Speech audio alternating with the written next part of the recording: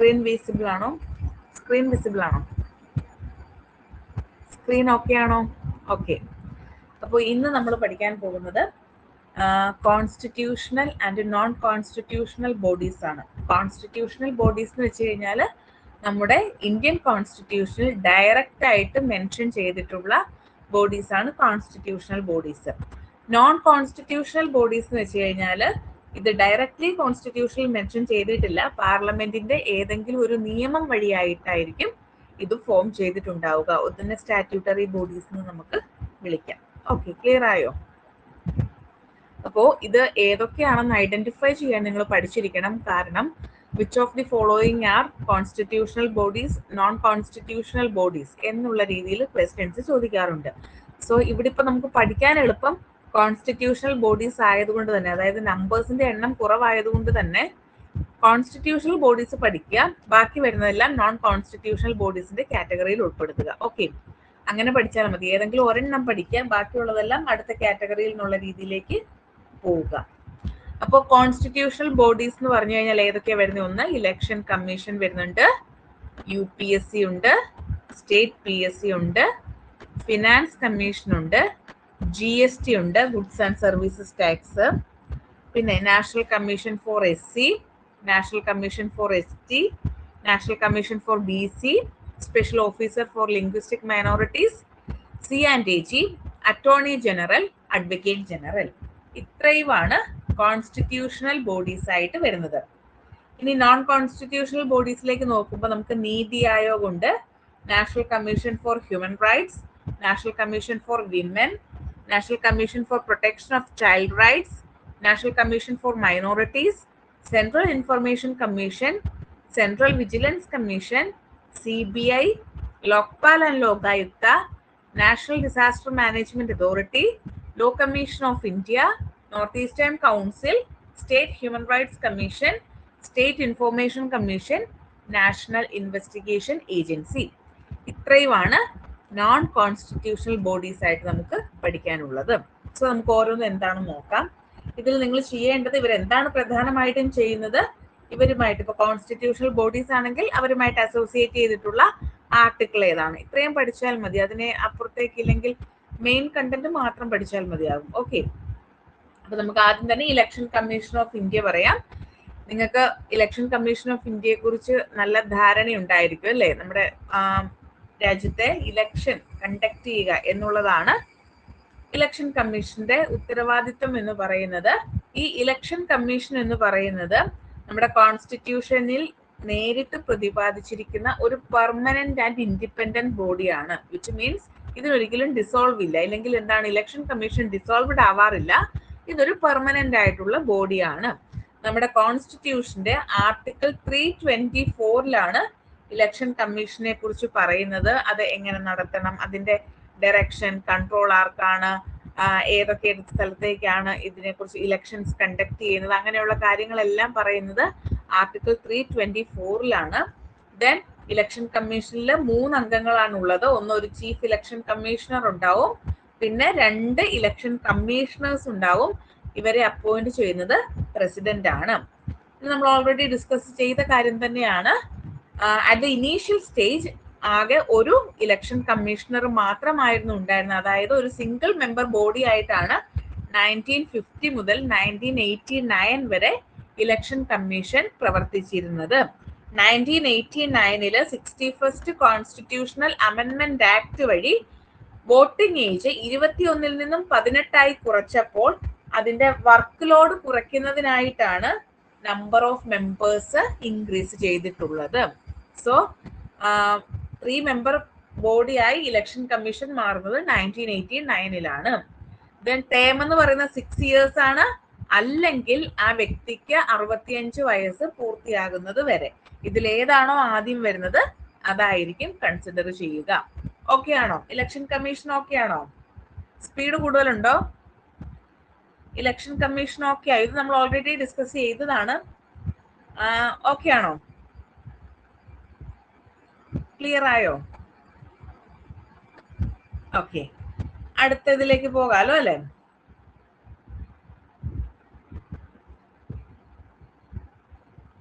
അടുത്തത് UPSC ആണ്. UPSC union public service commission. UPSC നമ്മൾ നേരത്തെ പഠിച്ച സമയത്ത് പറഞ്ഞാണ് ഒരു UPSC ക്രിയേറ്റ് ചെയ്തു എന്നൊക്കെ അല്ലെ. അതായത് നമ്മുടെ ഇന്ത്യയിലെ ഒരു സെൻട്രൽ റിക്രൂട്ടിംഗ് ഏജൻസിയാണ് പബ്ലിക് സർവീസ് കമ്മീഷൻ എന്ന് പറയുന്നത്. സ്റ്റേറ്റ് പബ്ലിക് സർവീസ് കമ്മീഷനും ഉണ്ട്, യൂണിയൻ പബ്ലിക് സർവീസ് കമ്മീഷനും ഉണ്ട്. ഓൾ ഇന്ത്യ സർവീസസിലേക്കുള്ള എക്സാംസുകൾ കണ്ടക്ട് ചെയ്യുക എന്നുള്ളതാണ് പ്രധാനമായിട്ടും UPSC ചെയ്യുന്നത്. ഇനി ഇത് പഠിച്ചു വെക്കേണ്ടത് ആർട്ടിക്കിൾ 315 മുതൽ 323 വരെയുള്ള പാർട്ട് 14 UPSCയെ കുറിച്ച് മെൻഷൻ ചെയ്തിരിക്കുന്നത്. ഇനി UPSCയുടെ ഒരൊറ്റ ആർട്ടിക്കിൾ ആണ് ചോദിക്കുന്നത് എങ്കിൽ, ഇല്ലെങ്കിൽ ഓൾ ഇന്ത്യ സർവീസസ് എന്നൊരു കോൺസെപ്റ്റ് ആണ് ചോദിക്കുന്നതെങ്കിൽ അവിടെ ആർട്ടിക്കിൾ 315 ആണ് മാർക്ക് ചെയ്യേണ്ടത്. ഓർത്ത് വെച്ചേക്കുക കേട്ടോ. ഓൾ ഇന്ത്യ സർവീസസ് ഏത് ആർട്ടിക്കിൾ ആണ് പ്രതിപാദിക്കുന്നത് എന്നാണ് ക്വസ്റ്റ്യൻ വരുന്നതെങ്കിൽ അത് ആർട്ടിക്കിൾ 315 ആണ് എന്നത് ഓർത്ത് വെച്ചേക്കുക. ഇവിടെയും ടെന്യൂർ ഒക്കെ സെയിം ആണ്. ഇലക്ഷൻ കമ്മീഷണറുടെ അതേ ടെന്യൂർ തന്നെയാണ്. 6 years അല്ലെങ്കിൽ 65 years. ഏതാണോ ആദ്യം വരുന്നത് അതായിരിക്കും കാലാവധി എന്ന് പറയുന്നത്. ദെൻ UPSC ചെയർമാനെ മറ്റു മെമ്പേഴ്സിനെ ഒക്കെ അപ്പോയിന്റ് ചെയ്യുന്നത് പ്രസിഡന്റ് ഓഫ് ഇന്ത്യ ആണ്. ഇനി ഈ UPSCക്ക് ഒരു പ്രധാനപ്പെട്ട ഒരു കോട്ട് ഉണ്ട്, മീൻസ് ഒരു വിശേഷണമുണ്ട്. Watch dog of merit system in India എന്നറിയപ്പെടുന്നത് UPSC ആണ്. അപ്പം watch dog of merit system in India എന്ന് പറയുന്നത് ഏതാണെന്ന് ചോദിച്ചു കഴിഞ്ഞാൽ അത് UPSC ആണ് എന്നുള്ളത് ഓർത്ത് വെച്ചേക്കുക. അതായത് നമ്മുടെ സെൻട്രൽ സർവീസസിലെ ഗ്രൂപ്പ് എ, ഗ്രൂപ്പ് ബി എംപ്ലോയീസിനെ ഒക്കെ എന്താ റിക്രൂട്ട് ചെയ്യുന്നത് UPSC ആയിരിക്കും. ഓക്കെ ആണോ? ക്ലിയർ ആയോ? ക്ലിയർ ആയോ? ക്ലിയർ ആയോ? ഡൗട്ട് ഉണ്ടോ? ഓക്കെ. അടുത്ത സ്റ്റേറ്റ് PSC ആണ്. സ്റ്റേറ്റ് PSC ആസ് സച്ച് സ്റ്റേറ്റിലെ റിക്രൂട്ട്മെന്റ് ഏജൻസി ആയിട്ട് പ്രവർത്തിക്കുന്നത് മാത്രമേ ഉള്ളൂ. വേറെ വ്യത്യാസങ്ങളൊന്നുമില്ല. ആർട്ടിക്കിൾസ് സെയിം ആണ്. മെമ്പേഴ്സിന്റെ കാലാവധി എന്ന് പറയുന്നത് ചെറിയൊരു ഡിഫറൻസ് ഉണ്ട്. 6 years ആണ്. പക്ഷെ ഏജിൽ എന്തുണ്ട്? ഏജിൽ ചെറിയൊരു മാറ്റമുണ്ട്. 62 വയസ്സാണ് ഏജ് വരുന്നത്. അതൊന്ന് ഓർത്ത് വെച്ചേക്കുക കേട്ടോ. സ്റ്റേറ്റ് PSC ആകുമ്പോഴേക്കും 62 വയസ്സാണ് ഇതിന്റെ കാലാവധി എന്ന് പറയുന്നത്. ഇനി ഇത് കൂടാതെ തന്നെ നമ്മുടെ കോൺസ്റ്റിറ്റ്യൂഷനിൽ ഒരു സ്പെഷ്യൽ പ്രൊവിഷൻ ഉണ്ട്. That is the establishment of A joint state public service commission. അതായത് 2 അതിലധികമോ സ്റ്റേറ്റുകളിലേക്ക് ഒരു common state public service commission appoint ചെയ്യാവുന്നതാണ്. അത്തരത്തിലുള്ള സ്റ്റേറ്റ് പബ്ലിക് സർവീസ് കമ്മീഷനെ വിളിക്കുന്ന പേരാണ് joint state public service commission എന്നുള്ളത്. UPSCയും SPSCയും അതായത് സ്റ്റേറ്റ് പബ്ലിക് സർവീസ് കമ്മീഷനും യൂണിയൻ പബ്ലിക് സർവീസ് കമ്മീഷനും കോൺസ്റ്റിറ്റ്യൂഷനിൽ ഡയറക്റ്റ് ആയിട്ട് മെൻഷൻ ചെയ്തിട്ടുണ്ടെങ്കിൽ joint state public service commission പാർലമെന്റിന്റെ ഒരു ആക്ട് വഴി മാത്രമാണ് നമുക്ക് ക്രിയേറ്റ് ചെയ്യാൻ പറ്റുന്നത്. സോ ഓർത്ത് വെക്കുക, UPSCയും സ്റ്റേറ്റ് PSCയും കോൺസ്റ്റിറ്റ്യൂഷണൽ ബോഡിയാണ്. പക്ഷേ joint state public service commission ഒരു സ്റ്റാറ്റ്യൂട്ടറി ബോഡിയാണ്. It is not a constitutional body. Okay ആണോ? ക്ലിയർ ആയോ? ക്ലിയർ ആയോ?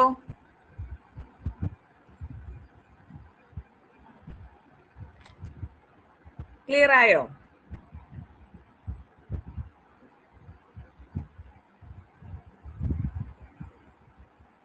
ഓക്കെ. അടുത്തത് ഫിനാൻസ് കമ്മീഷൻ ആണ്. Finance commission article 280 of the constitution, അതായത് നമ്മുടെ ഇന്ത്യൻ കോൺസ്റ്റിറ്റ്യൂഷന്റെ 280 ആർട്ടിക്കിളിലാണ് ഫിനാൻസ് കമ്മീഷനെ കുറിച്ച് പറയുന്നത്. ഈ ഫിനാൻസ് കമ്മീഷൻ ഒരു ക്വാസി ജുഡീഷ്യൽ ബോഡിയാണ്. ഇതും പ്രസിഡന്റ് ഓഫ് ഇന്ത്യ തന്നെയാണ് കോൺസ്റ്റിറ്റ്യൂട്ട് ചെയ്യുന്നത്. ഓരോ 5 വർഷമാണ് കാലാവധി എന്ന് പറയുന്നത്. ദെൻ ഫിനാൻസ് കമ്മീഷന്റെ ചെയർമാനെയും മറ്റു മെമ്പേഴ്സിനെയും അപ്പോയിന്റ് ചെയ്യുന്നത് പ്രസിഡന്റ് ആണ്. ദെൻ പ്രസിഡന്റിന്റെ പ്ലഷർ അനുസരിച്ചിട്ട് അല്ലെങ്കിൽ അദ്ദേഹം പറയുന്ന ആ ഒരു പീരീഡ് ആയിരിക്കും ഇവരെ ഓഫീസ് ഹോൾഡ് ചെയ്യുക. ഇവര് റീ അപ്പോയിന്റ്മെന്റിന് എലിജിബിൾ ആണ്. റീ അപ്പോയിന്റ്മെന്റ് ചെയ്യപ്പെടാൻ പറ്റുന്ന ഒരു മെമ്പേഴ്സ് ആയിട്ടാണ് ഇവരെ അപ്പോയിന്റ് ചെയ്യുക. ഓക്കെ. ദെൻ നെക്സ്റ്റ് വരുന്ന GST ആണ്. GST വളരെ റീസെന്റ് ആയിട്ട് വന്നിട്ടുള്ള ഒരു കോൺസ്റ്റിറ്റ്യൂഷണൽ ബോഡിയാണ്. അപ്പോൾ ഗുഡ്സ് ആൻഡ് സർവീസസ് ടാക്സ്, അതായത് 101 അമെൻഡ്മെന്റ് ആക്ട് ഓഫ് 2016 101 അമെൻമെന്റ് ആക്ട് ഓഫ് 2016 ആണ് ഗുഡ്സ് ആൻഡ് സർവീസസ് ടാക്സ് എന്ന് പറയുന്ന ഒരു സിസ്റ്റം ഇന്ത്യയിൽ കൊണ്ടുവരുന്നത്. അവയുടെ സ്മൂത്ത് ആൻഡ് എഫിഷ്യന്റ് അഡ്മിനിസ്ട്രേഷന് വേണ്ടി, ഇല്ലെങ്കിൽ എന്താണ്, അവയുടെ നല്ല രീതിയിലുള്ള നടത്തിപ്പിന് വേണ്ടിയിട്ടാണ് നമ്മുടെ കോൺസ്റ്റിറ്റ്യൂഷനിൽ ഒരു GST കൗൺസിലിനെ കുറിച്ച് പറയുന്നത്. അതാണ് goods and services tax council or GST council. Article 279A ഇതിനെക്കുറിച്ച് പറഞ്ഞിട്ടുള്ളത് എന്ന് ഓർക്കുക. 2016 ഇത് കൊണ്ടുവരുന്നത്. ഇനി GST കൗൺസിലിന്റെ സെക്രട്ടേറിയറ്റ് ലൊക്കേറ്റ് ചെയ്യുന്ന ന്യൂഡൽഹിയിലാണ്. ഇതിന്റെ എക്സ് ഒഫീഷ്യോ സെക്രട്ടറി ആയിട്ട് പ്രവർത്തിക്കുന്നത് യൂണിയൻ റവന്യൂ സെക്രട്ടറി ആണ്. അത് ഓർത്ത് വെച്ചേക്കുക. GST കൗൺസിലിന്റെ എക്സ് ഒഫീഷ്യോ സെക്രട്ടറി എന്ന് പറയുന്നത് യൂണിയൻ റവന്യൂ സെക്രട്ടറി ആയിരിക്കും. ഓക്കെ, ക്ലിയർ ആയെന്ന് വിശ്വസിക്കുന്നു. അടുത്തത് നാഷണൽ കമ്മീഷൻ ഫോർ SC ആണ്, ഷെഡ്യൂൾഡ് കാസ്റ്റ്. ആദ്യ കാലഘട്ടങ്ങളിൽ ഈ SC ST രണ്ടും ഒറ്റ കമ്മീഷനായിട്ടാണ് പ്രവർത്തിച്ചിരുന്നത്. പിന്നീട് 1993 ഈ പറയുന്ന സെപ്പറേറ്റ് കമ്മീഷൻസ് ആക്കി ഇതിനെ മാറ്റുന്നത്. So article 338 national commission four SC കുറിച്ച് പറയുന്നത്. അത് ഓർത്ത് വെച്ചേക്കുക, ആർട്ടിക്കിൾ 338. ദെൻ ഇത് കൂടാതെ മറ്റ് നാഷണൽ കമ്മീഷൻസ് ഒക്കെ ഉണ്ട്. നാഷണൽ കമ്മീഷൻ ഫോർ വിമൻ ഉണ്ട്, നാഷണൽ കമ്മീഷൻ ഫോർ മൈനോറിറ്റീസ് ഉണ്ട്, നാഷണൽ ഹ്യൂമൻ റൈറ്റ്സ് കമ്മീഷൻ ഉണ്ട്, national commission four child rights ഉണ്ട്. ഇങ്ങനെ ബാക്കിയുള്ള കമ്മീഷൻസ് ഒക്കെ എന്തായിട്ടാണ് പ്രവർത്തിക്കുന്നത്? ഇത്തരത്തിലുള്ള കമ്മീഷൻസ് ഒക്കെ സ്റ്റാറ്റ്യൂട്ടറി കമ്മീഷൻസ് ആണ്, കോൺസ്റ്റിറ്റ്യൂഷണൽ കമ്മീഷൻസ് അല്ല, അല്ലെങ്കിൽ കോൺസ്റ്റിറ്റ്യൂഷണൽ ബോഡി അല്ല. ബാക്കിയെല്ലാം സ്റ്റാറ്റ്യൂട്ടറി ബോഡിയാണ്. എന്നാൽ നാഷണൽ കമ്മീഷൻ ഫോർ SC അതൊരു കോൺസ്റ്റിറ്റ്യൂഷണൽ ബോഡിയാണ്. ഇനി ഇതിന്റെ എവല്യൂഷൻ പറഞ്ഞു കഴിഞ്ഞാൽ ഓൾറെഡി പറഞ്ഞു, ആർട്ടിക്കിൾ 338 ഒരു special officer four scheduled cast and scheduled tribe എന്ന് പറഞ്ഞ് SCയും STക്കും കൂടെ കോമൺ ആയിട്ടൊരു കമ്മീഷൻ ആയിരുന്നു ആദ്യ കാലഘട്ടങ്ങളിൽ ഉണ്ടാകുന്നത്. അതിനുശേഷമാണ് ഇതിനെ രണ്ട് ഡിഫറെന്റ് ആയിട്ടുള്ള കമ്മീഷൻസ് ആയിട്ട് കൊണ്ടുവരുന്നത്. ഓക്കെ, അതൊന്ന് ഓർത്ത് വെച്ചേക്കുക. ഞാൻ പറഞ്ഞതിൽ ഒരു ചെറിയ മിസ്റ്റേക്ക് ഉണ്ട്. 1993 അല്ല, 2003 ആണ് കേട്ടോ. 2003 രണ്ടും സെപ്പറേറ്റ് ആകുന്നത്. അപ്പോൾ 2003 89th കോൺസ്റ്റിറ്റ്യൂഷണൽ അമെൻമെന്റ് act of 2003 national commission for SCസിനെയും STസിനെയും ബൈഫർക്കേറ്റ് ചെയ്ത് രണ്ട് സെപ്പറേറ്റ് ബോഡീസ് ആക്കി മാറ്റുന്നത്. അങ്ങനെ national commission for scheduled caste article 338 national commission for scheduled tribes article 338A ഉൾക്കൊള്ളിച്ചിരിക്കുന്നത്. ക്ലിയർ ആയോ? ക്ലിയർ ആയോ? ഓക്കെ ആണോ? ഓക്കെ ആണോ? ഓക്കെ ആണോ? ഞാൻ പറയുന്നത് ഓഡിബിൾ ആണല്ലോ അല്ലേ? ഓക്കെ, നിങ്ങളുടെ മെസ്സേജസ് എനിക്ക് ഇടയ്ക്ക് ഡെലിവേർഡ് ആയിട്ടുണ്ടായിരുന്നില്ല. സോ ഓക്കെ, അടുത്ത നാഷണൽ കമ്മീഷൻ ഫോർ ST ആണ്. സെയിം ഞാൻ ഓൾറെഡി പറഞ്ഞു, article 338A national commission four ST പറയുന്നത് 2003. ദെൻ അത് അത്രയും പഠിച്ചു വെച്ചേക്ക്. ഇത് 89th കോൺസ്റ്റിറ്റ്യൂഷണൽ അമെൻമെന്റ് ആക്ട് ഓഫ് 2003 ഇതിനെ ബൈഫർക്കേറ്റ് ചെയ്തേക്കുന്നത് എന്നൊക്കെ ഒന്ന് ഓർത്ത് വെച്ചേക്കുക. അതുകൊണ്ട് തന്നെ നാഷണൽ കമ്മീഷൻ ഫോർ ST നിലവിൽ വരുന്നത് 2004. ഇതിനുള്ളിൽ ഒരു ചെയർപേഴ്സൺ ഉണ്ട്, വൈസ് ചെയർപേഴ്സൺ ഉണ്ട്, പിന്നെ 3 other മെമ്പേഴ്സ് ഉണ്ട്. മൊത്തം 5 മെമ്പർ ബോഡിയാണ് നാഷണൽ കമ്മീഷൻ ഫോർ ST എന്ന് പറയുന്നത്. Chairperson, vice chairperson, 3 other members. ഇനി ടെന്യൂറിന്റെ കാര്യങ്ങളൊക്കെ പ്രസിഡന്റ് ആണ് തീരുമാനിക്കുന്നത്. കണ്ടീഷൻസ് ഓഫ് സർവീസ് അങ്ങനെയുള്ള കാര്യങ്ങളൊക്കെ പ്രസിഡന്റ് ആണ് തീരുമാനിക്കുന്നത്. നോർമലി 3 years ആണ് അവരുടെ കാലാവധി എന്ന് പറയുന്നത്. അവര് റീഅപ്പോയിന്റ്മെന്റിന് ബാധകമാണ്. പക്ഷെ 2 തവണയിൽ കൂടുതൽ എന്ത് ചെയ്യാൻ പാടില്ല? സെയിം വ്യക്തിയെ ഇതേ സ്ഥാനത്തേക്ക് അപ്പോയിന്റ് ചെയ്യാൻ പാടില്ല എന്നുള്ളതാണ് കേട്ടോ. മോർ ദാൻ 2 terms ഇവർക്ക് റീഅപ്പോയിന്റ്മെന്റ് സാധ്യമല്ല. സെക്കൻഡ് ടൈമിലേക്ക് റീഅപ്പോയിന്റ്മെന്റ് സാധ്യമാണ് താനും. ഇനി അടുത്ത national commission for backward communities ആണ്, നാഷണൽ കമ്മീഷൻ ഫോർ BC എന്ന് പറയാം. നമ്മുടെ മണ്ഡൽ കമ്മീഷൻ ഉണ്ടല്ലോ, ആ മണ്ഡൽ കമ്മീഷന്റെ ഒരു റിപ്പോർട്ട് അനുസരിച്ചിട്ടാണ് ആക്ച്വലി ബാക്ക്വേർഡ് ക്ലാസസിന് ഇത്തരത്തിലൊരു സ്പെഷ്യൽ പ്രൊവിഷൻ കൊണ്ടുവരണം എന്നുള്ളൊരു ഐഡിയ വരുന്നത്. അങ്ങനെ 1993 national commission for backward classes appoint ചെയ്യുന്നത്. പിന്നീട് 102ാം ഭരണഘടനാ ഭേദഗതി പ്രകാരം 2018 102 ഭരണഘടനാ ഭേദഗതി പ്രകാരമാണ് നാഷണൽ കമ്മീഷൻ ഫോർ ബാക്ക്വേർഡ് ക്ലാസസിന് കോൺസ്റ്റിറ്റ്യൂഷണൽ സ്റ്റേറ്റസ് കിട്ടുന്നത്. അതുവരെ അതൊരു നോൺ കോൺസ്റ്റിറ്റ്യൂഷണൽ ബോഡി ആയിട്ടായിരുന്നു എക്സിസ്റ്റ് ചെയ്യുന്നത്. 2018 102 ഭരണഘടനാ ഭേദഗതി അനുസരിച്ചിട്ടാണ് നാഷണൽ കമ്മീഷൻ ഫോർ ബാക്ക്വേർഡ് ക്ലാസിന് കോൺസ്റ്റിറ്റ്യൂഷണൽ സ്റ്റേറ്റസ് കിട്ടുന്നത്. അതുവഴി ആർട്ടിക്കിൾ 338B ഇതിലേക്ക് ആഡ് ചെയ്യാണ് ഉണ്ടായത്. അപ്പൊ 338 നോർത്താൽ മതി പ്രധാനപ്പെട്ട കമ്മീഷൻസ് ഒക്കെ. National commission four SC 338, national commission four ST 338A, national commission four BC 338B. ഇവിടെയും ഒരു ചെയർപേഴ്സണും വൈസ് ചെയർപേഴ്സണും 3 മറ്റ് മെമ്പേഴ്സുമാണ് ഉള്ളത്. പ്രസിഡന്റ് ആണ് അപ്പോയിന്റ് ചെയ്യുന്നത്. പ്രസിഡന്റിന്റെ പ്ലഷറിനനുസരിച്ചിട്ടായിരിക്കും ഇവരുടെ ടേം എന്ന് പറയുന്നത്. അതൊക്കെ ഒന്ന് ഓർത്ത് വെച്ചേക്ക് കേട്ടോ. ഇനി അടുത്തത് special officer of linguistic minorities. ഇതിന്റെ ആർട്ടിക്കിൾ നോർമലി ചോദിക്കാറുള്ളതാണ് 350B. അതൊന്ന് ഓർത്ത് വെച്ചേക്കണേ. നമ്മുടെ ഒറിജിനലി ഈ പറയുന്ന special officer four linguistic minorities എന്ന് പറഞ്ഞ ഒരു പ്രൊവിഷൻ നമ്മുടെ കോൺസ്റ്റിറ്റ്യൂഷനിൽ ഉണ്ടായിരുന്നില്ല.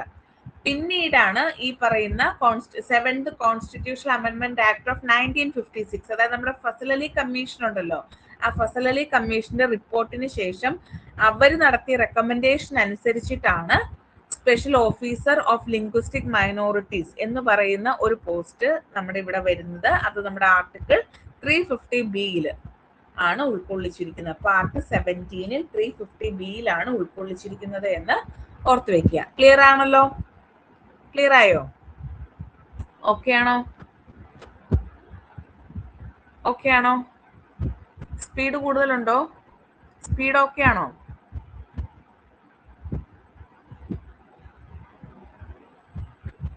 ഓക്കെ, കുറയ്ക്കാം കേട്ടോ. ഇനി നെക്സ്റ്റ് ആയിട്ട് പറയുന്നത് സി ആൻഡ് എ ജി ആണ്. എന്താ C and A G? C and A G എന്ന് വെച്ചാൽ എന്താ? സി ആൻഡ് എ ജി എന്താ?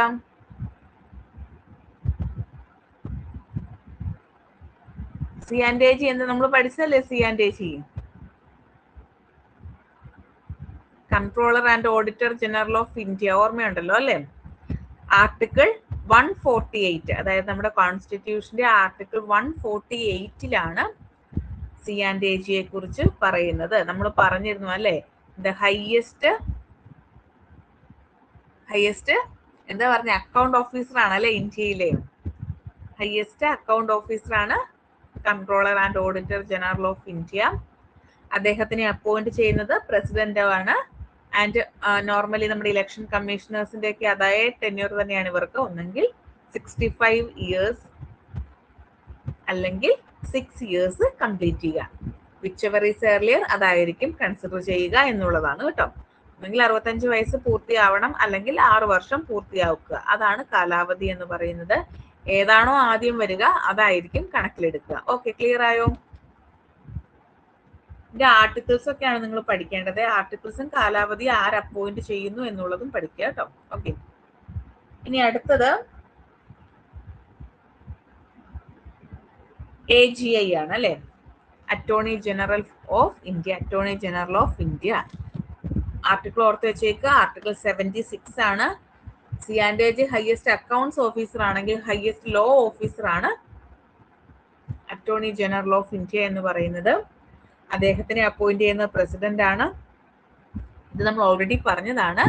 സുപ്രീം കോടതി ജഡ്ജ് ആവാനുള്ള ക്വാളിഫിക്കേഷൻ എന്താണോ അതേ ക്വാളിഫിക്കേഷൻ അക്വയർ ചെയ്തിരിക്കുന്ന വ്യക്തിക്ക് മാത്രമേ അറ്റോർണി ജനറൽ ആവാനുള്ള എലിജിബിലിറ്റി ഉണ്ടാവുകയുള്ളൂ. അദ്ദേഹം ഒരു ഇന്ത്യൻ സിറ്റിസൺ ആയിരിക്കണം. അതുകൂടാതെ ഒന്നുകിൽ 5 വർഷം ഹൈക്കോടതി ജഡ്ജായിട്ട് പ്രവർത്തിച്ചിരിക്കണം. അതുമല്ലെങ്കിൽ 10 വർഷത്തിൽ കുറയാതെയുള്ള ഹൈക്കോടതി അഡ്വക്കേറ്റ് ആയിട്ടുള്ള ഒരു വ്യക്തിക്ക് മാത്രമേ അറ്റോർണി ജനറൽ ആയിട്ട് അപ്പോയിന്റഡ് ആവാൻ സാധിക്കുകയുള്ളൂ. കോൺസ്റ്റിറ്റ്യൂഷനിൽ AGIയുടെ ടെന്യൂർ ഒന്നും പറയുന്നില്ല. അതൊക്കെ പ്രസിഡന്റിന്റെ പ്ലഷറിനാണ് വിടുക. ഓക്കെ, ക്ലിയർ ആണല്ലോ? അടുത്തത് അഡ്വക്കേറ്റ് ജനറൽ ഓഫ് ഇന്ത്യ ആണ്. അഡ്വക്കേറ്റ് ജനറൽ ഓഫ് ഇന്ത്യ നമ്മുടെ സ്റ്റേറ്റിന്റെ ലെവലിലുള്ളതാണ് അല്ലെ? ആർട്ടിക്കിൾ 165 ഉള്ളത്. Highest law officer in the state ആണ് അല്ലെ? Highest law officer in the state ആണ്. ദെൻ ഗവർണറാണ് ഇദ്ദേഹത്തിനെ അപ്പോയിന്റ് ചെയ്യുന്നത്. ഒരു ഹൈക്കോടതി ജഡ്ജ് ആവാനുള്ള ക്വാളിഫിക്കേഷൻ ആണ് അഡ്വക്കേറ്റ് ജനറലിന് വേണ്ടത്. ഇദ്ദേഹത്തിന്റെ കാലാവധിയും എന്താണ് കോൺസ്റ്റിറ്റ്യൂഷനിൽ മെൻഷൻ ചെയ്തിട്ടില്ല എന്നുള്ളതാണ്. അപ്പൊ കോൺസ്റ്റിറ്റ്യൂഷണൽ ബോഡീസ് ക്ലിയർ ആയോ? കോൺസ്റ്റിറ്റ്യൂഷണൽ ബോഡീസ് ഓക്കെ ആയോ? 12 കോൺസ്റ്റിറ്റ്യൂഷണൽ ബോഡീസ് ഉണ്ട്. അത് നിങ്ങൾ പഠിച്ചു വയ്ക്കുക. ബാക്കിയുള്ളതെല്ലാം നോൺ കോൺസ്റ്റിറ്റ്യൂഷണൽ ബോഡീസ് ആണെന്ന് കണ്ടുപിടിക്കാൻ പറ്റും. ക്ലിയർ ആണോ? ഓക്കെ ആണോ?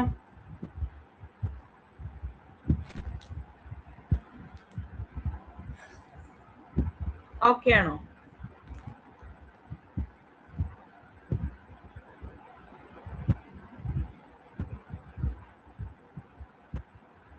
ഓഡിബിൾ ആണോ? ആക്ച്വലി എനിക്ക് നിങ്ങളുടെ മെസ്സേജസ് ഒന്നും കിട്ടുന്നില്ലല്ലോ.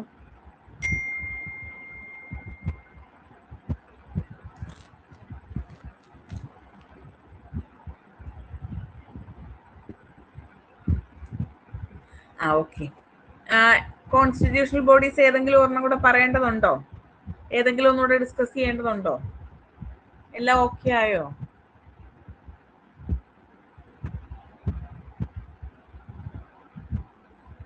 ഓക്കെ ആണ് അല്ലേ? സോ നമുക്ക് നോൺ കോൺസ്റ്റിറ്റ്യൂഷണൽ ബോഡീസിലോട്ട് പോകാം. ഫസ്റ്റ് വൺ നീതി ആയോഗ് ആണ്. ഇതൊക്കെ നമ്മൾ ഡീറ്റെയിൽ ആയിട്ട് എക്സിക്യൂട്ടീവ് ഒക്കെ പറഞ്ഞതാണ് അല്ലേ? സോ ഞാൻ ജസ്റ്റ് മെൻഷൻ ചെയ്ത് പോകാം.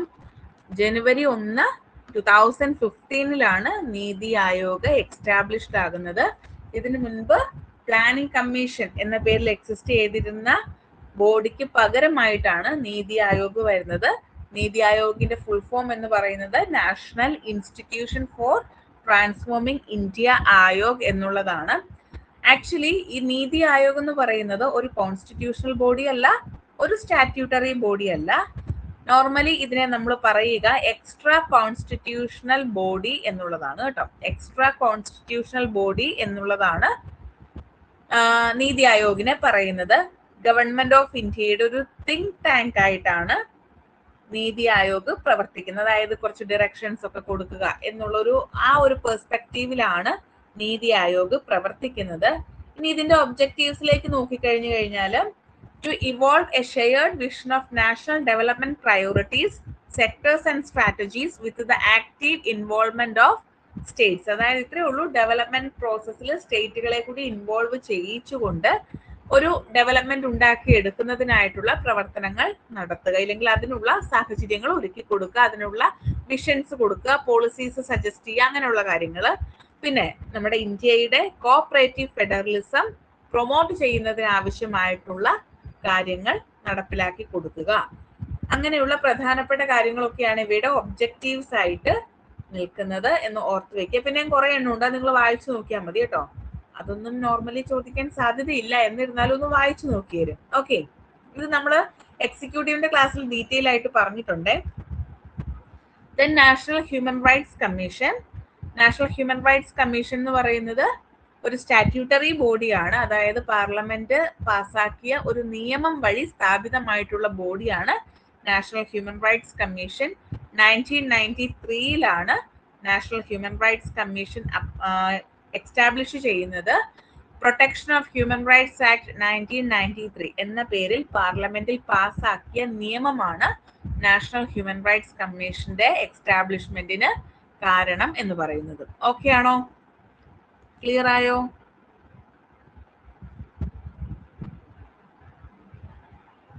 ഓക്കെ ആണല്ലോ അല്ലെ? ഇനി state human rights commission, the same.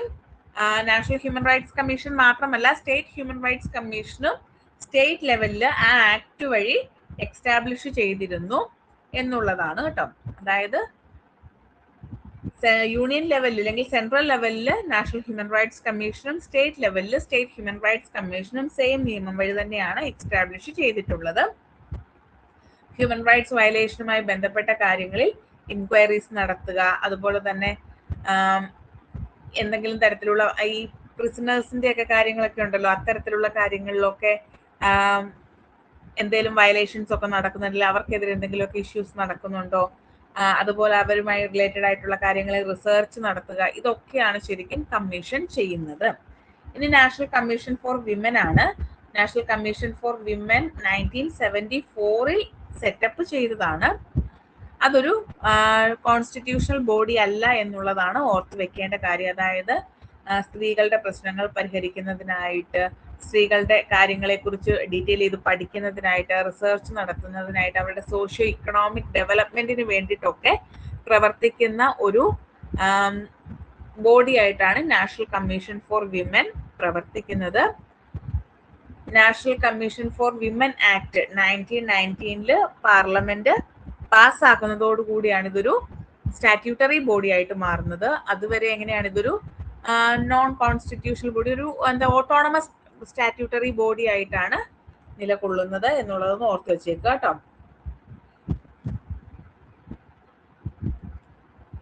ഇനി ഓർത്ത് വെക്കേണ്ടത്, ഈ നാഷണൽ കമ്മീഷൻ ഫോർ വിമന്റെ നോഡൽ ഏജൻസി ആയിട്ട്, ഇല്ലെങ്കിൽ എന്താണ്, ministry of women and child ഡെവലപ്മെന്റിന്റെ ഒരു നോഡൽ ഏജൻസിയാണ് ഏതെന്ന് പറയുന്നത്, കമ്മീഷൻ എന്ന് പറയുന്നത്.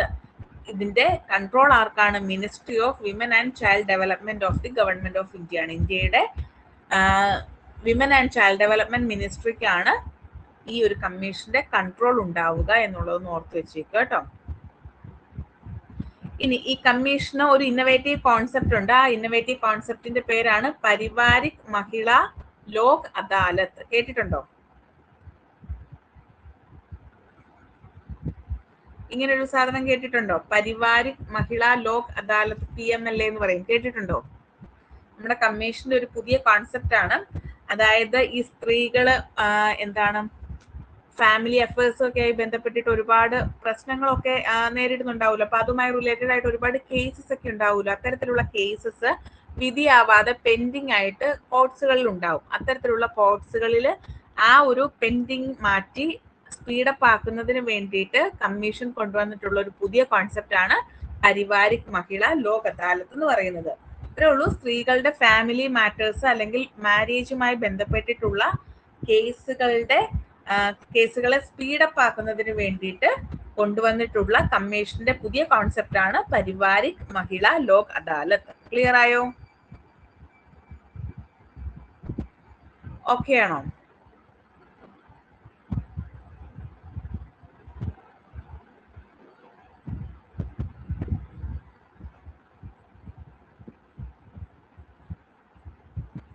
നെക്സ്റ്റ് ആയിട്ട് പറയുന്നത് national commission for protection of child rights ആണ്. ഇതൊരു സ്റ്റാറ്റ്യൂട്ടറി ബോഡിയാണ്. 2007 ഈ ഒരു കമ്മീഷൻ വരുന്നത്. 2005 protection of child rights act എന്ന് പറയുന്ന പാർലമെന്റിൽ പാസാക്കിയ നിയമത്തിന്റെ ഭാഗമായിട്ടാണ് national commission for protection of child rights establish ചെയ്യുന്നത്. നമ്മുടെ രാജ്യത്തിലെ കുട്ടികളുടെ റൈറ്റ്സുമായി ബന്ധപ്പെട്ടിട്ടുള്ള കാര്യങ്ങളാണ് ഇവര് അന്വേഷിക്കുന്നത്.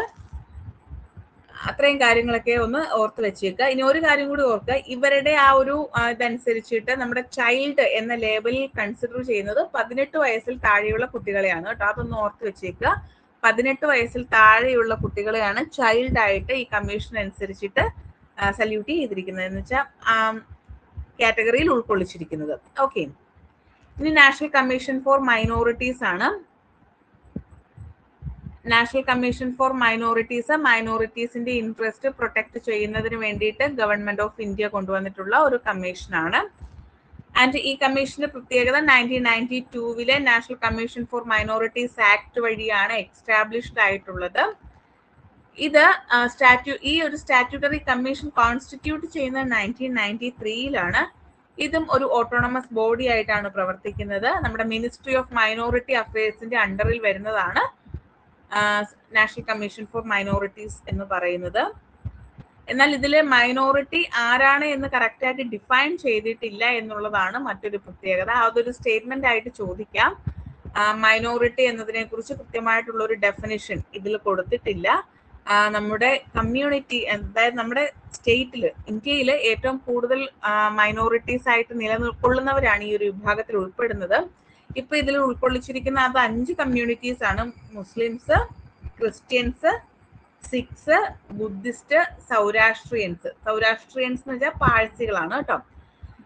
2014 ജെയിൻ കമ്മ്യൂണിറ്റിയെ കൂടെ ഈ ലിസ്റ്റിലേക്ക് ആഡ് ചെയ്തിട്ടുണ്ട്. അങ്ങനെ ഇപ്പോൾ മൊത്തം 6 കമ്മ്യൂണിറ്റീസ് ആണ് ഈ ഒരു കാറ്റഗറിയുടെ അണ്ടറിൽ വരുന്നത്. മുസ്ലിംസ് ഉണ്ട്, ക്രിസ്ത്യൻസ് ഉണ്ട്, സിഖ്സ് ഉണ്ട്, ബുദ്ധിസ്റ്റ് ഉണ്ട്, പാഴ്സീസ് ഉണ്ട്, ജെയിൻസ് ഉണ്ട്.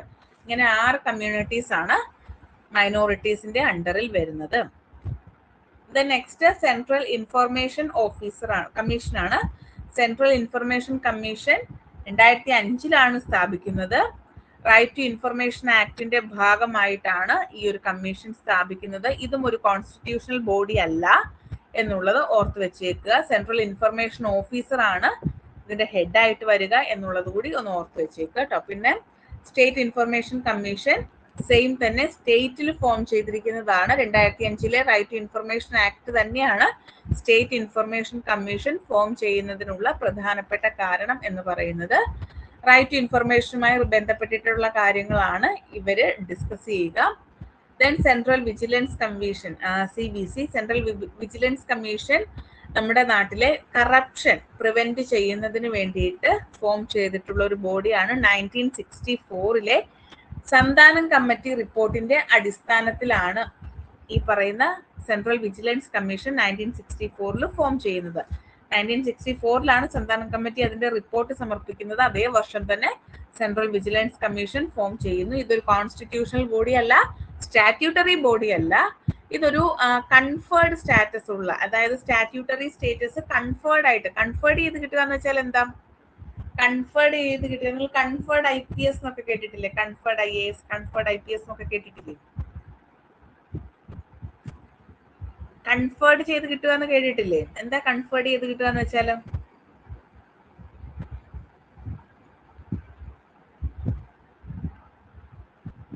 എന്താ കൺഫേർഡ് ചെയ്ത് കിട്ടുക എന്ന് വെച്ചാല്? ഇപ്പൊ കൺഫേർഡ് IPS ആയിട്ടുള്ളവർ സിവിൽ സർവീസ് എക്സാം എഴുതി പാസ്സായി വന്നവരാണോ?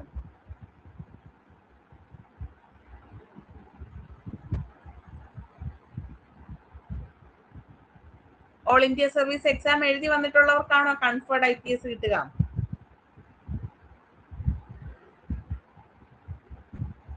ആ ഒരു സ്പെഷ്യൽ പദവിയായിട്ട് അങ്ങ് കൊടുക്കുകയാണ് അല്ലേ?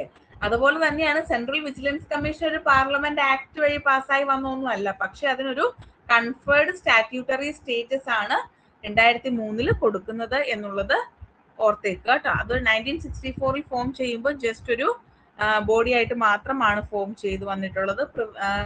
കറപ്ഷൻ തടയുന്നതിനുള്ള ഒരു ബോഡി ആയിട്ടാണ് സെൻട്രൽ വിജിലൻസ് കമ്മീഷൻ ഫോം ചെയ്തിട്ടുള്ളത്. 2003 സെൻട്രൽ വിജിലൻസ് കമ്മീഷൻ ആക്ട് വഴിയാണ് ഇതിന് എന്താണ് സ്റ്റാറ്റ്യൂട്ടറി സ്റ്റേറ്റസ് കിട്ടുന്നത്. അത് തുടക്ക കാലഘട്ടത്തിൽ ഇതിന് സ്റ്റാറ്റ്യൂട്ടറി സ്റ്റേറ്റസ് ഉണ്ടായിരുന്നില്ല. 2003 ഇതിന് കൺഫേർഡ് ചെയ്ത് കിട്ടുന്നത്. ഓക്കെ, ക്ലിയർ ആയെന്ന് വിശ്വസിക്കുന്നു.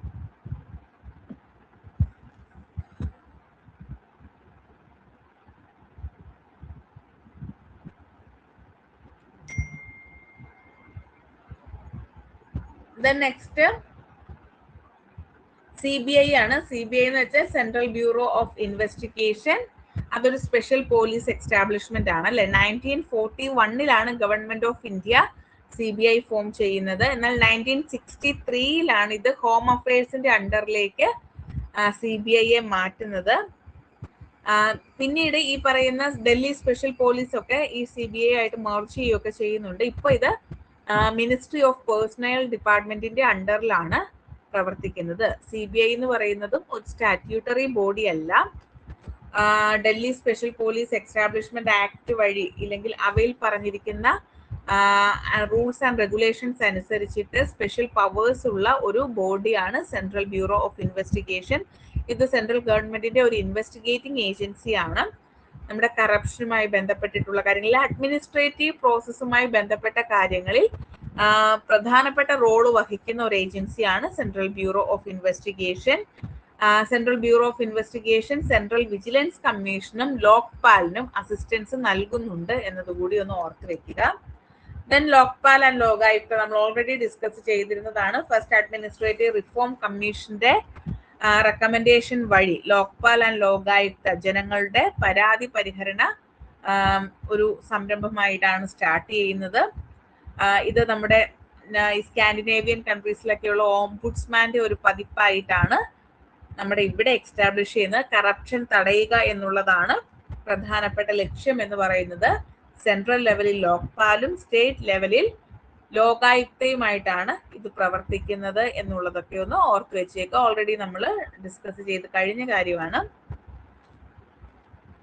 ഇനി നാഷണൽ ഇൻവെസ്റ്റിഗേഷൻ ഏജൻസി, ബാക്കി നിങ്ങൾ വായിച്ചു നോക്കിയാൽ മതി കേട്ടോ. നമ്മളിതെല്ലാം ബില്ലൊക്കെ നേരത്തെ ഡീറ്റെയിൽ ആയിട്ട് തന്നെ പറഞ്ഞിട്ടുണ്ട് പബ്ലിക് അഡ്മിനിസ്ട്രേഷൻ. അതെ, നാഷണൽ ഇൻവെസ്റ്റിഗേഷൻ ഏജൻസി 2009 കോൺസ്റ്റിറ്റ്യൂട്ട് ചെയ്യുന്നത്.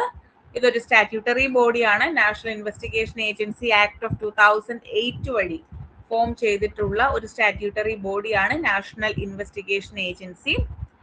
ഇനി ഇവര് പ്രധാനമായിട്ടും ചെയ്യുന്നത് എന്താന്ന് വെച്ച് കഴിഞ്ഞാൽ നമ്മുടെ രാജ്യത്തെ ടെററിസം ഇല്ലാതാക്കുന്നതിന് വേണ്ടി പ്രവർത്തിക്കുക എന്ന് വെച്ചാൽ കൗണ്ടർ ടെററിസം ആണ് ഇവരുടെ പ്രധാനപ്പെട്ട ഒരു ലക്ഷ്യം എന്ന് പറയുന്നത്. അപ്പൊ നമ്മുടെ 26/11 അറ്റാക്ക്, അല്ലെങ്കിൽ നമ്മൾ മുംബൈ അറ്റാക്ക് എന്ന് പറയാറുണ്ടല്ലോ, ആ മുംബൈ അറ്റാക്ക് ഒക്കെ നടന്നതിന്റെ ഭാഗമായിട്ട്, അല്ലെങ്കിൽ അതിന്റെ ഒരു അനന്തര ഫലമായിട്ടാണ് നാഷണൽ ഇൻവെസ്റ്റിഗേഷൻ ഏജൻസി സ്റ്റാർട്ട് ചെയ്യുന്നത് എന്നുള്ളതൊന്ന് ഓർത്ത് വെച്ചേക്കുക. പിന്നെ ഇവർ ഈ കൗണ്ടർഫീറ്റ് കാര്യങ്ങളും ഒക്കെ, കൗണ്ടർഫീറ്റ് നോട്ട്സുകൾ ഉണ്ടല്ലോ, കള്ളനോട്ടിന്റെ കാര്യങ്ങളും, അതുപോലെ ഈ ടെററിസത്തിന്റെ കുറെ ഫണ്ടിങ്ങുകളൊക്കെ വരുന്നുണ്ടല്ലോ, അങ്ങനെ കാര്യങ്ങളിലൊക്കെ ഇവര് അന്വേഷണങ്ങൾ നടത്താറുണ്ട് കേട്ടോ. അതിന് വേണ്ടിയിട്ട് അവർക്കൊരു സ്പെഷ്യലൈസ്ഡ് സെല്ല് തന്നെയുണ്ട്. ആ സെല്ലിനെ വിളിക്കുന്ന പേര് TFFC സെൽ എന്നാണ് കേട്ടോ.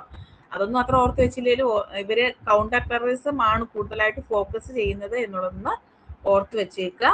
ഇനി നാഷണൽ ഇൻവെസ്റ്റിഗേഷൻ ഏജൻസിയുടെ ഹെഡ് എന്ന് പറയുന്നത് ഡയറക്ടർ ജനറൽ ആണ്. സെൻട്രൽ ഗവൺമെന്റ് അപ്പോയിന്റ് ചെയ്യുന്ന വ്യക്തിയാണ് ഡയറക്ടർ ജനറൽ ആയിട്ട് പ്രവർത്തിക്കുന്നത് എന്നുള്ളത് ഒന്ന് ഓർത്ത് വെച്ചേക്കുക.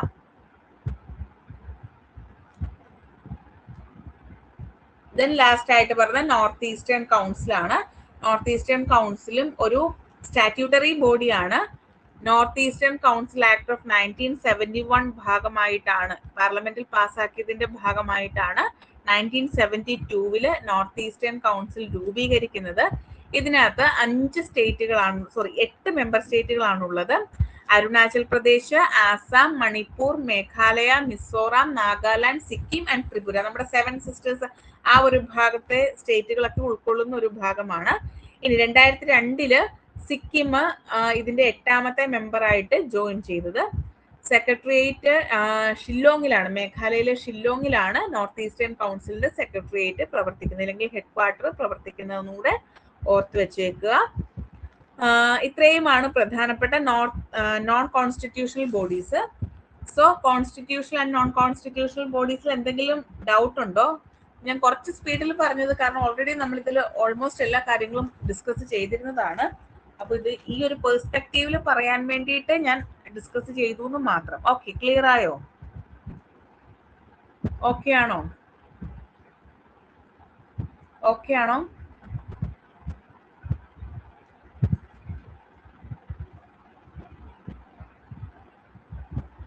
ഓക്കെ, എന്തെങ്കിലും ഡൗട്ട് ഉണ്ടെങ്കിൽ പറയണം കേട്ടോ. കുറച്ച് സ്പീഡിൽ വിട്ടതെന്ന് എനിക്കറിയാം, പക്ഷെ നമ്മൾ ഡിസ്കസ് ചെയ്തതായതുകൊണ്ടാണ് കേട്ടോ സ്പീഡിൽ വിട്ടത്. അടുത്തതിന് നമ്മൾ ഡിസ്കസ് ചെയ്യാനുള്ളത് ഒരു പ്രധാനപ്പെട്ട ടോപ്പിക്കാണ്. പക്ഷേ ഒരുപാട് ക്വസ്റ്റ്യൻസ് ഒന്നും ഈ ഭാഗത്തു നിന്നും വരാറില്ല. എന്നാൽ സമകാലിക പ്രാധാന്യമുള്ള കുറെ കാര്യങ്ങൾ പറയുന്ന ഒരു പോർഷനാണ് പാർട്ടി സിസ്റ്റം ഇൻ ഇന്ത്യ കേട്ടോ. അത് നമുക്ക് സ്റ്റാർട്ട് ചെയ്ത് വെക്കാവേ.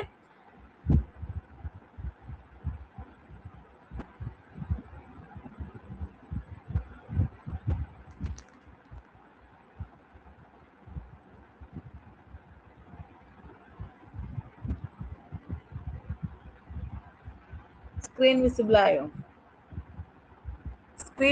ആയോ? സ്ക്രീൻ കാണുന്നുണ്ടോ?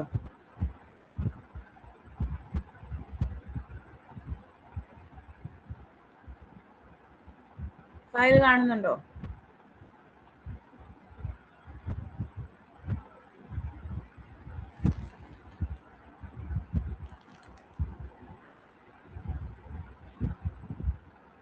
ഇല്ല, ആർക്കും കാണാൻ പറ്റുന്നില്ല.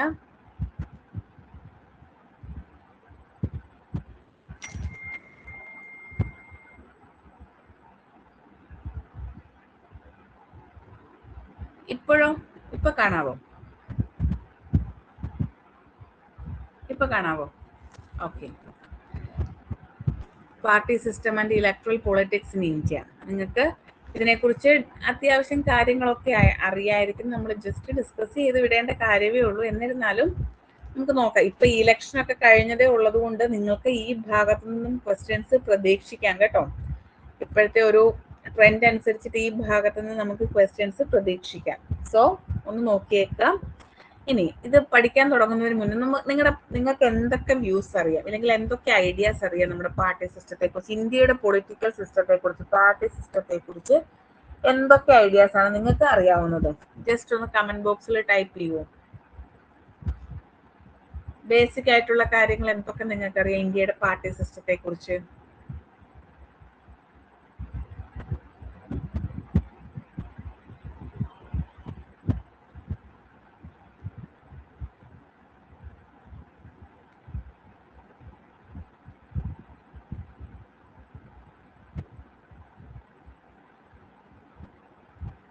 ഓക്കെ, എന്താ പാർട്ടി സിസ്റ്റം എന്ന് വെച്ചാൽ?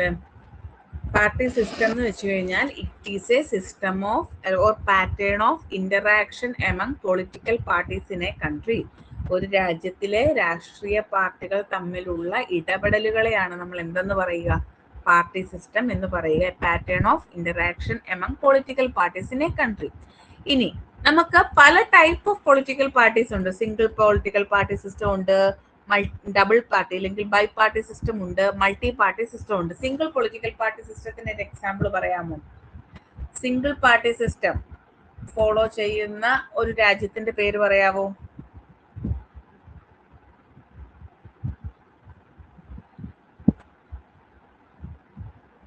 സിംഗിൾ പാർട്ടി സിസ്റ്റം എവിടെയാ ഉള്ളത്?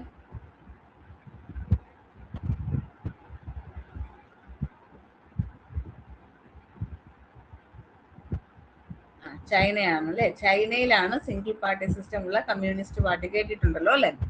ഇനി ബൈ പാർട്ടി സിസ്റ്റം അല്ലെങ്കിൽ രണ്ടെണ്ണം ടു പാർട്ടി സിസ്റ്റം എവിടെയാണുള്ളത്? ടു പാർട്ടി സിസ്റ്റം മെയിൻ ആയിട്ടുള്ളത് USA UK ആണ് അല്ലെ? USA ഡെമോക്രാറ്റ്സും റിപ്പബ്ലിക്സും, UK കൺസർവേറ്റീവ്സും ലിബറൽസും അല്ലെ? ടോറീസ് ആൻഡ് വിക്സ് എന്ന് നേരത്തെ അറിയപ്പെട്ടുകൊണ്ടിരുന്ന ലിബറൽസ് ആൻഡ് കൺസർവേറ്റീവ്സ്. ഇങ്ങനെ രണ്ട് പ്രധാനപ്പെട്ട പൊളിറ്റിക്കൽ പാർട്ടീസ് ആണ് USA UK ഉള്ളത്. ഇനി ഇന്ത്യയുടെ കേസിലേക്ക് വരുമ്പോൾ it's A multi party system. India എന്താണ്? ഒരു മൾട്ടി പാർട്ടി സിസ്റ്റം ആണ് ഫോളോ ചെയ്യുന്നത്. കാരണം നമ്മുടെ ഓരോ ഇലക്ഷനിലും നാഷണൽ ആയിട്ടും റീജിയണൽ പാർട്ടീസും ഒക്കെ ആയിട്ട് ധാരാളം പൊളിറ്റിക്കൽ പാർട്ടീസ് നമ്മുടെ ഇലക്ഷൻ പ്രോസസ്സിന്റെ ഭാഗമാവാറുണ്ട് അല്ലെ?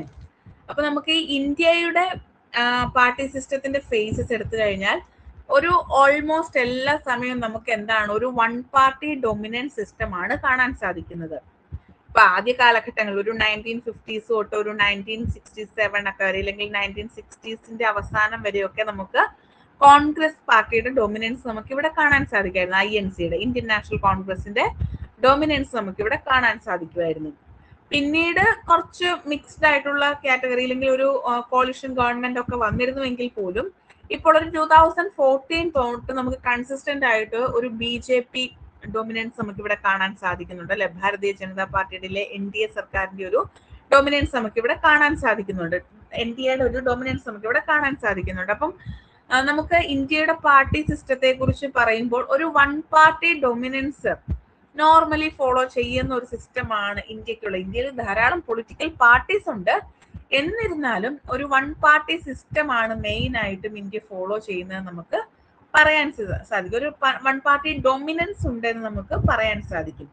അപ്പൊ നമുക്ക് അതിന്റെ ഒരു ഫേസസിലേക്ക് നോക്കിക്കഴിഞ്ഞാൽ ഒന്നാമത്തേത് വൺ പാർട്ടി ഡൊമിനൻസ് തന്നെയാണ് പറയുന്നത്. 1952 തൊട്ട് 1967 വരെയുള്ള കാലഘട്ടം. അതെന്ന് പറയുന്നത് ഇന്ത്യൻ നാഷണൽ കോൺഗ്രസിന് ഡൊമിനൻസ് ഉള്ള ഒരു കാലഘട്ടമാണ്. നമ്മുടെ ഇൻട്രസ്റ്റുകളെല്ലാം പ്രൊമോട്ട് ചെയ്യുന്നതിന് വേണ്ടിയിട്ട് കോൺഗ്രസ് ആണ് ഒരു അംബ്രല്ലയായിട്ട് പ്രവർത്തിച്ചിരുന്നത്. പിന്നെ ഒപ്പോസിഷൻ പാർട്ടീസ് ഒക്കെ വീക്ക് ആയിരുന്നു. അതുകൊണ്ടാണ് കോൺഗ്രസിന് അത്രത്തോളം ഒരു മേൽക്കോയ്മ ഉണ്ടായത് എന്നുള്ളതാണ് പ്രധാനപ്പെട്ട ഒരു കാര്യം.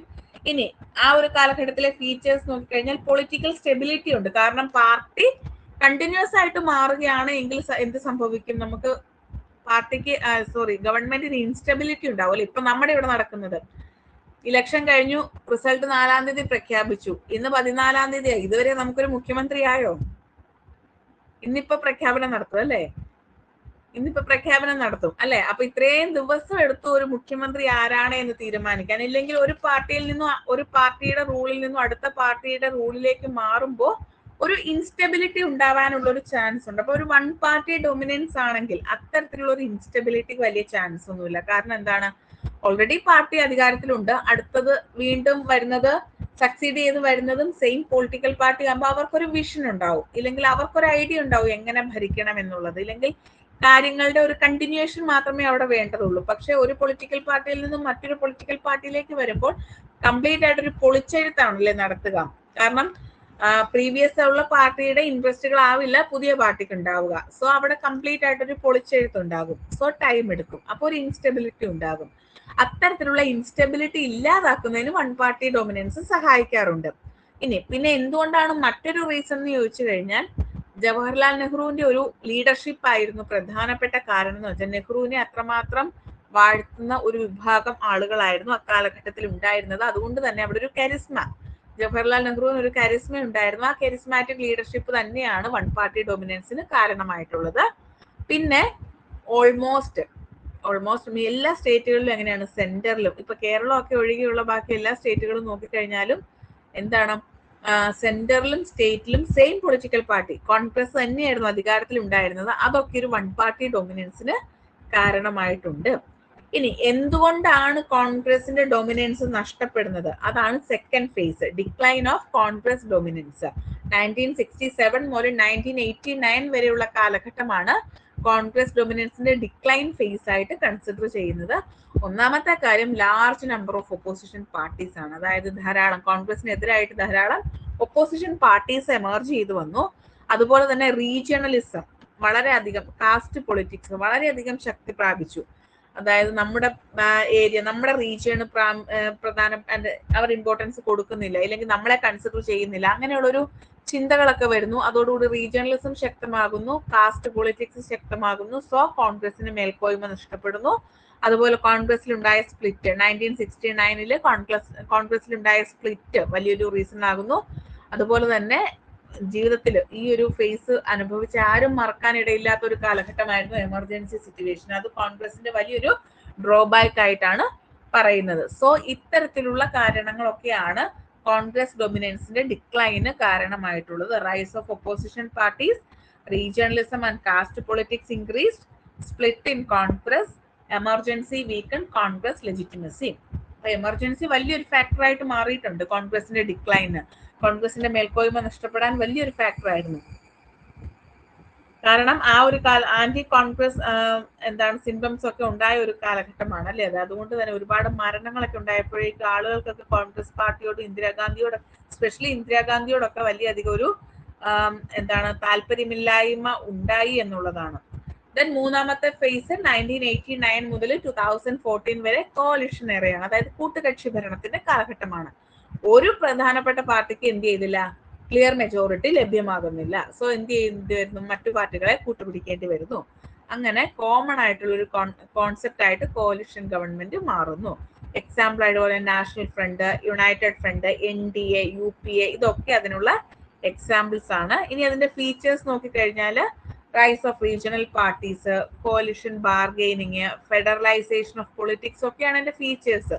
ഫീച്ചേഴ്സ് ഒന്നും പഠിച്ചില്ലെങ്കിലും തേർഡ് ഫേസ് എന്ന് പറയുന്നത് കോalition എറയാണ്. 1989 മുതൽ 2014 വരെയാണ് എന്നുള്ളത് നിങ്ങളൊന്ന് ഓർത്ത് വെച്ചേക്കുക.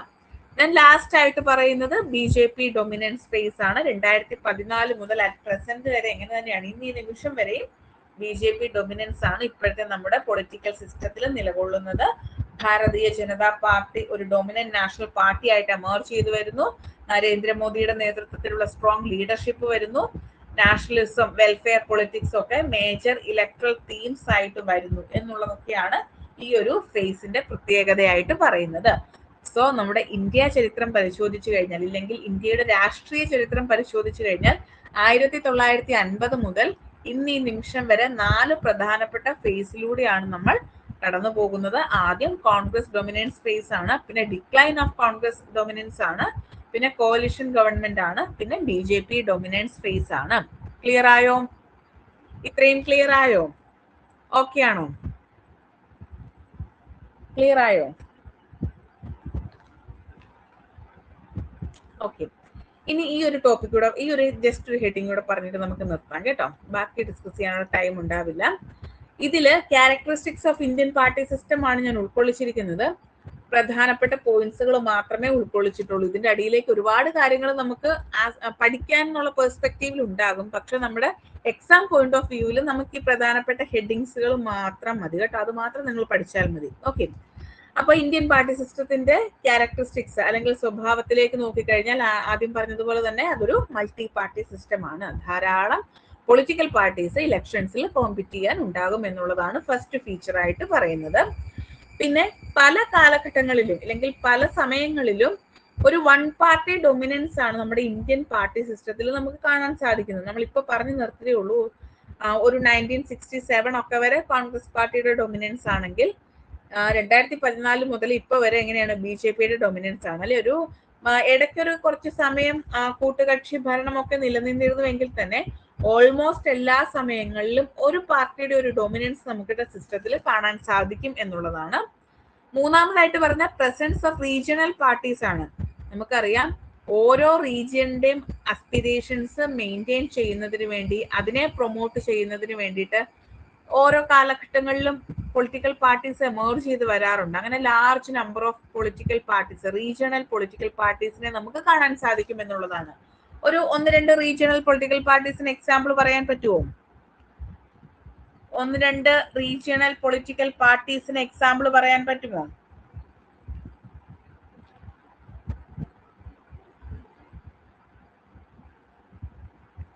നമ്മൾ നേരത്തെ ക്ലാസ്സിൽ ഡിസ്കസ് ചെയ്തിരുന്ന അകാലിദൾ ഒക്കെ ഇല്ലേ, അകാലിദള്, ശിവസേന, പിന്നെ നമ്മുടെ ഇവിടെയാണ് BDJS ഒക്കെ ഇല്ലേ, ഇങ്ങനെയുള്ള പൊളിറ്റിക്കൽ പാർട്ടീസ് ഒക്കെ റീജിയണൽ പൊളിറ്റിക്കൽ പാർട്ടീസ് ആണ് കേട്ടോ. ഇപ്പൊ നമുക്ക് ഒരുപാട് പോപ്പുലർ ഫ്രണ്ട് എന്നൊക്കെ പറഞ്ഞ് കുറെ സാധനങ്ങളൊക്കെ ഇല്ലേ, അതൊക്കെ റിലീജിയനോട് ബേസ് ചെയ്തിട്ടാണ്, എന്നാലും അതൊരു റീജിയണൽ പൊളിറ്റിക്കൽ പാർട്ടി ആയിട്ടാണ് നമ്മൾ പറയുക. ഓക്കെ, അത്തരത്തിൽ ധാരാളം പൊളിറ്റിക്കൽ പാർട്ടീസ് ഉണ്ട്. ഓരോ സ്റ്റേറ്റിലും ധാരാളം പൊളിറ്റിക്കൽ പാർട്ടീസ് ഉണ്ട്.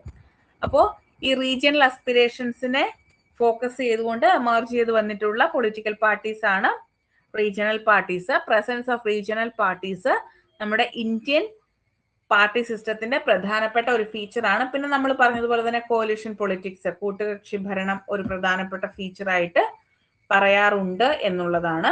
പിന്നെ പേഴ്സണാലിറ്റി ഓറിയന്റഡ് പൊളിറ്റിക്സ്, അതായത് ഐഡിയോളജിയെക്കാളും കൂടുതലായിട്ട് ഓരോ കാലഘട്ടങ്ങളിലും ലീഡർഷിപ്പിന് വലിയ പ്രാധാന്യം കൊടുക്കാറുണ്ട് അല്ലെ. ഫോർ എക്സാമ്പിൾ, ആദ്യ കാലഘട്ടത്തിൽ നെഹ്റുവിനാണ് കരിസ്മ എന്ന് പറഞ്ഞിരുന്നെങ്കിൽ ഇപ്പൊ നമ്മൾ പറയുന്നത് നരേന്ദ്രമോദിക്കാണ് അല്ലെ. അപ്പൊ അങ്ങനെയുള്ളൊരു ലീഡർഷിപ്പിന്റെ അടിസ്ഥാനത്തിൽ നമ്മുടെ സിസ്റ്റം പ്രവർത്തിക്കാറുണ്ട്. പിന്നെ കാസ്റ്റ് ആൻഡ് റിലീജിയൻ ഇൻഫ്ലുവൻസ്, ഇന്ത്യയെ കുറിച്ച് പറയുമ്പോൾ തന്നെ നമ്മൾ പറയുന്നത് it's a caste based society. So കാസ്റ്റിനും റിലീജിയനും വളരെയധികം പ്രാധാന്യമുണ്ട്. പൊളിറ്റിക്കൽ പാർട്ടിക്കും ഈ കാസ്റ്റിനും റിലീജിയനും ഉള്ള ഇൻഫ്ലുവൻസ് വളരെ വലുത് തന്നെയാണ്. വോട്ടിംഗ് ബിഹേവിയർ എപ്പോഴും കാസ്റ്റിനെയും റിലീജിയനെയും അടിസ്ഥാനപ്പെടുത്തി തന്നെയാണ് ഇന്ന് ഈ സമയത്തും പ്രവർത്തിക്കുന്നത് എന്നുള്ളത് വലിയൊരു കാര്യം തന്നെയാണ്. ഇപ്പം കാസ്റ്റ് ഇല്ല, റിലീജിയൻ ഇല്ല എന്നൊക്കെ പറഞ്ഞാൽ പോലും എല്ലാവരുടെയും ഇൻസൈഡ് ഇല്ലെങ്കിൽ നമ്മുടെ മൈൻഡിനുള്ളിൽ നമുക്കൊരു കാസ്റ്റ് ഉണ്ടാവും അല്ലെ. നിങ്ങൾക്കും അങ്ങനെയൊക്കെ തന്നെയല്ലേ? നമ്മളിപ്പോ എത്ര സെക്യുലർ ആണ് എന്ന് പറഞ്ഞാലും നമ്മുടെ സ്വന്തം റിലീജിയനോട്, നമ്മുടെ സ്വന്തം കാസ്റ്റിനോട് നമുക്ക് ചെറിയൊരു ഇഷ്ടമൊക്കെ ഉണ്ടാവത്തില്ലേ? ഇല്ലേ? അത് സ്വാഭാവികമല്ലേ.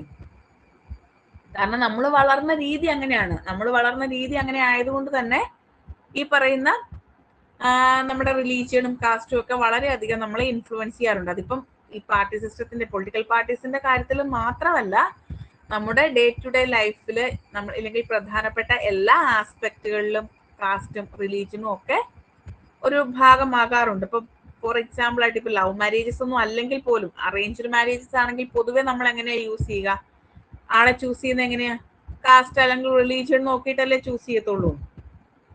ഇന്റർ റിലീജിയൻ ഒക്കെ അറേഞ്ച്ഡ് മാരേജസിൽ അധികം പോസിബിൾ ആയി തുടങ്ങിയോ? ഇന്നത്തെ കാലഘട്ടത്തിലും പോസിബിൾ ആയി തുടങ്ങിയില്ല അല്ലെ. ലവ് മാരേജസ് ഒക്കെ ആണെങ്കിൽ ഓക്കെ, അല്ലാതെ അറേഞ്ച്ഡ് മാരേജസിലാണെങ്കിൽ നമ്മൾ എപ്പോഴും നമ്മുടെ കാസ്റ്റ് റിലീജിയൻ ഒക്കെ തന്നെ നോക്കാറുണ്ട്.